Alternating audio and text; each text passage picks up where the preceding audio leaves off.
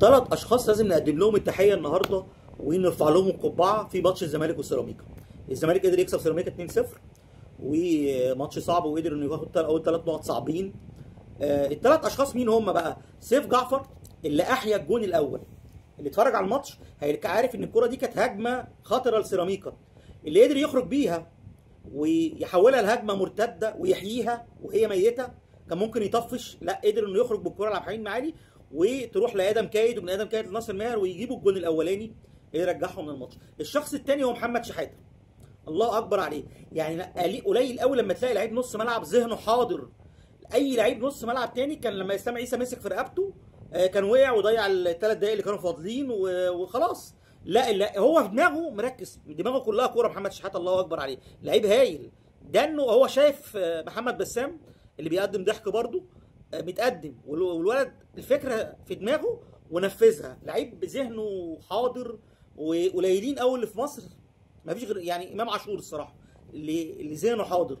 محمد شحاته الصراحه في الجون الثاني. الشخص الثالث بقى اللي هو مين بقى؟ الكابتن جوارديولا العرب، الكابتن علي ماهر، اللي قرر انه يهدي الماتش ليانيك فيريرا بتغيير عمرو السوليه، وانه فضل نص الملعب. اوتوماتيك على طول عمل يانيك فيريرا اول ما فيش غير عمرو قلاوه اللي بقى في نص ملعب سيراميكا. دخل ناصر ماهر في قلب الملعب مكان عبد الله السعيد، وده خلى الزمالك يرجع تاني للماتش ويمسك كرة على سيراميكا ويقدر ينفذ الهجمه المرتده بامتياز.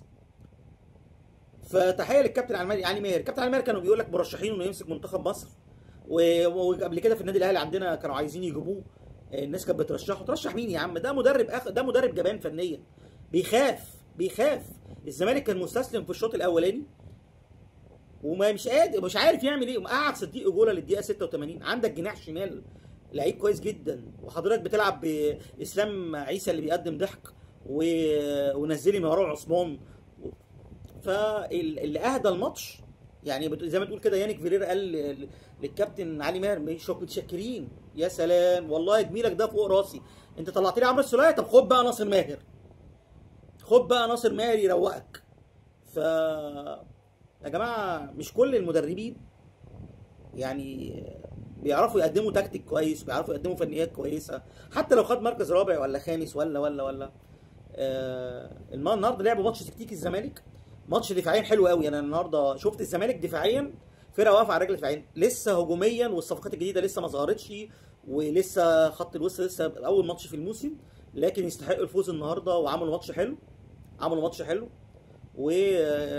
وتحياتي للكابتن علي ماهر اللي اداهم ال3 نقط على طبق من فضه.